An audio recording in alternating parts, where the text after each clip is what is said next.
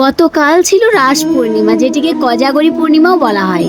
তো হে good evening, আর আমি শিল্পা। তো গতকাল ছিল রাস পূর্ণিমা, আর এই রাস পূর্ণিমা শ্রীকৃষ্ণের সেই ঐশ্বরিক রাসলীলাকে উদযাপন করে, যেখানে শ্রীকৃষ্ণ বৃন্দাবনের সমস্ত সখীগণের সাথে আনন্দের নৃত্যে মেতেছিলেন। তো এই রাস পূর্ণিমার বিশেষ তিথিতে আমাদের এখানেও রাধাকৃষ্ণের যুগল মূর্তি পুজো করা হয়। তাই রাধাকৃষ্ণের এই যুগল মূর্তি দর্শন করার জন্যই আমরা গেছিলাম আমাদের এখানের রাস মন্দিরে। পৌঁছাতে একটু দেরি হয়ে গেলেও আমরা গিয়ে কিন্তু রাধা বিনোদের আরতি দর্শন করতে পেরেছি। হরে কৃষ্ণ, রাধে রাধে।